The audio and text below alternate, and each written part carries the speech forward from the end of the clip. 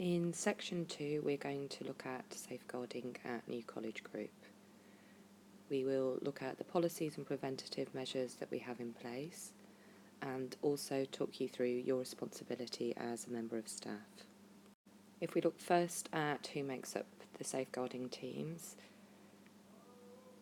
there are 2 designated leads, one in Manchester and one in Liverpool. These are the head of the safeguarding teams and have overall responsibility for safeguarding at the college. They write, review and enforce the policies and procedures, and they also act as a point of contact for the LADO, who is the local authority designated officer. The LADO works for social services and has overall responsibility for safeguarding within their area. The designated lead also provides support and advice to senior management team and also to students and colleagues. In the teams there are 2 safeguarding officers. They also provide support and advice, and they also ensure that procedures are followed.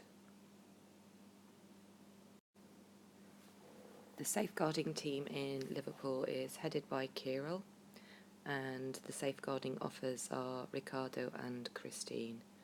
In Manchester, the team consists of Charlotte, Peter and Liz. All of the safeguarding teams are trained to level 3 and are always available for any help or support that you may need. We're now going to take a look at the policies that we have in place. The college has a number of policies that are directly related to safeguarding. The first 3 are related to those areas that we discussed in section 1, namely safeguarding under 18s, safeguarding vulnerable adults, and also the prevention of extremism and radicalisation. The other policies that are directly related to safeguarding are the online safety policy, the safer recruitment policy, and also the staff code of conduct. You will be given these policies to read in full and sign that you've read them over the next few weeks. So we're just going to take a look now at some of the preventative measures that we have to try and safeguard our staff and our students. We have a number of preventative measures at the college which are intended to reduce the risk of harm coming to students or staff. All of our staff are DBS checked, and some staff may have been asked to complete a DBS risk assessment. This is so we can start you working. However, you won't be able to work unsupervised with under 18s until we have the enhanced disclosure returned. Secondly, we also require 2 references before we can allow you to start work. This is a legal requirement.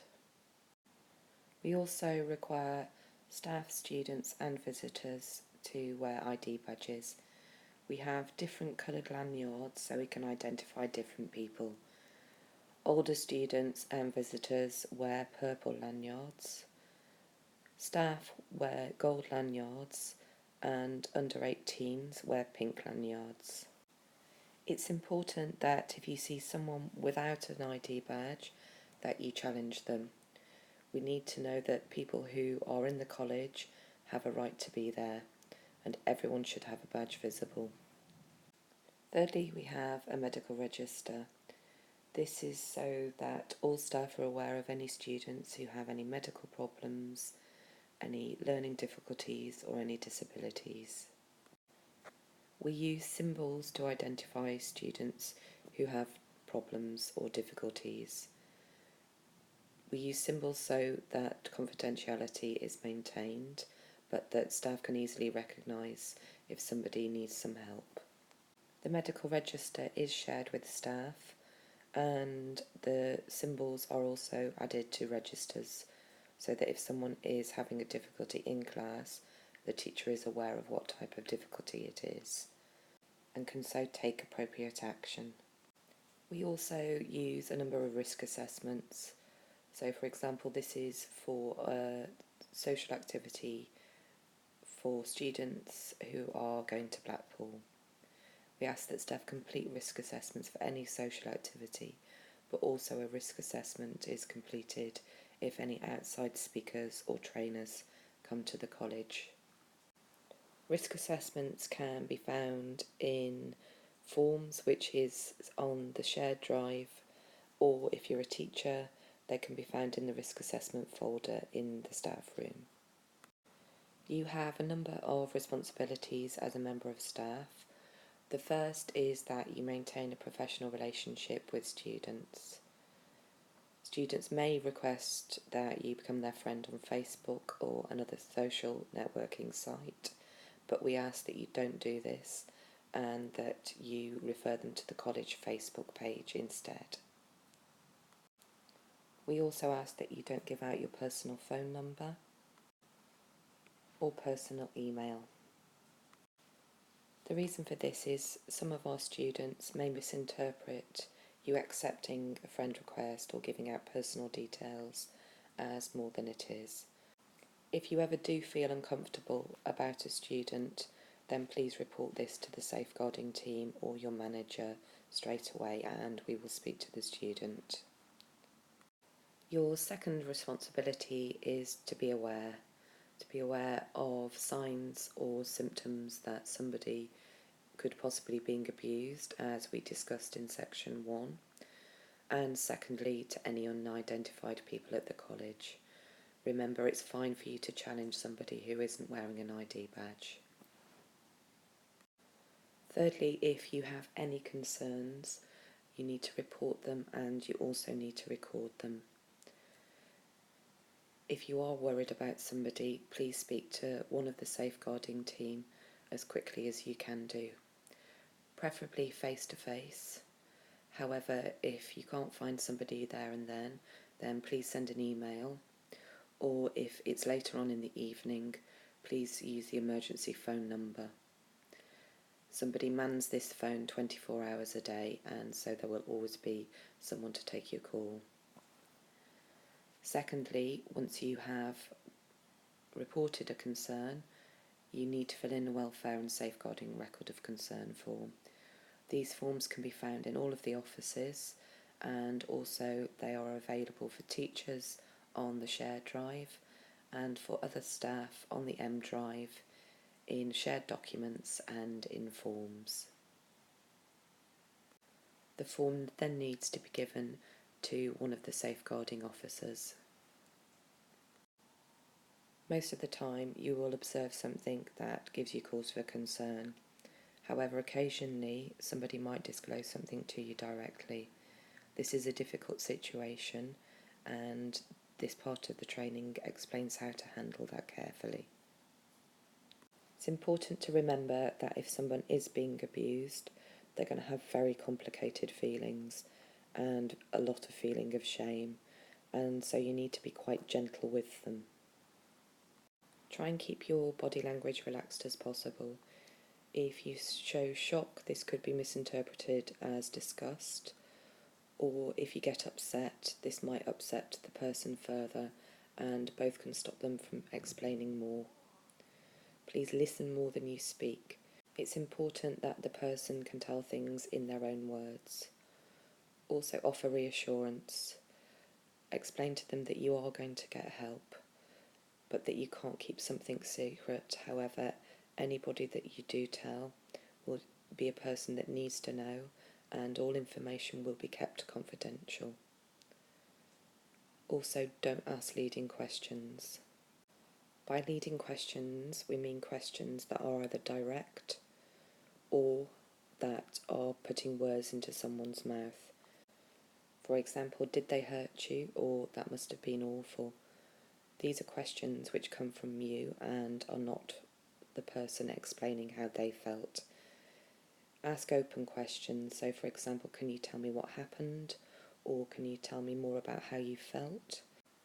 If the case is put up for prosecution, leading questions can make it inadmissible in court, and so it's really important to try and let the person tell it in their words. Also, please don't comment on the alleged abuser. The person who's being abused is likely to be being abused by somebody that they know or have a relationship with. They will have really complicated feelings, and if you say that that person is awful or disgusting, again this might stop them from talking, as they still have feelings of love towards them. Lastly is to report and record the disclosure. It isn't a good idea to write down things while somebody is telling you something, but as soon as they have finished, please go and write down everything that you can remember as accurately as possible. Also, if you feel that the person is at direct risk, you need to go and get somebody to get help immediately. Once we receive a concern, the first thing that we do is make sure that the student is safe. The second thing we do is talk to the student and offer them support. At this point, we might decide to involve the local authorities if we feel the risk is imminent or extremely serious. We may also speak to other people involved if we feel that it's safe to do so. If we feel that it is a high risk, we will leave this to the local authorities. If the allegation involves another student or a member of staff, the following steps will be taken. Firstly, the person who the allegation has been made against will be interviewed. They may be asked to leave the college until further investigation happens, so that they don't have any contact with the other person involved. At this point, we will make a decision as to whether to contact the police or the local authority designated officer. If we feel that the case is beyond our remit or is really serious, then we have a legal obligation to do this. The case will then be investigated fully, either by ourselves or by the local authorities. During an investigation, if someone has had an allegation made against them, they will be offered support by the HR department. Everything will also be kept strictly confidential. Support will be offered by the safeguarding team to the person who has made the allegation. Following an investigation, 2 courses of action can be taken. If the allegation has been upheld and the authorities decide that there is a case, the staff member will be dismissed without pay or notice, and we will inform the DBS. In the case of a student, they will be expelled from the college and their embassy will be informed, and any help that we can give to the investigating authorities will be given. If an allegation is found to be unfounded, the staff member will be reinstated fully and will be paid for the time that they've had off. We must keep records for a number of years according to law. However, these will be kept in a password-protected folder that is only accessed by the safeguarding team and the principal. In the case of a student, no further action will be taken. In the case of a student, again, we will keep any records in a password-protected folder. No further action will be taken, and they will be offered additional support if they feel that it is needed. Throughout all of these processes, everything is documented and is kept in the safeguarding folder on the M Drive, which is only accessible for a few people. Also, confidentiality must be maintained at all times. If we feel that someone has breached confidentiality in a safeguarding case, disciplinary action will be taken against them. Just on a final note, it's important to say that most of the concerns that the safeguarding team receive are those concerning someone's welfare and are not a safeguarding concern. However, any welfare concern can turn into a safeguarding case, so any concern is important and should be reported. But it's our responsibility, not yours, to decide which is which and to decide what action should be taken. Your responsibility is just to report any concerns you have and also to record them. This is the end of section 2, so please answer the questions and complete section 3.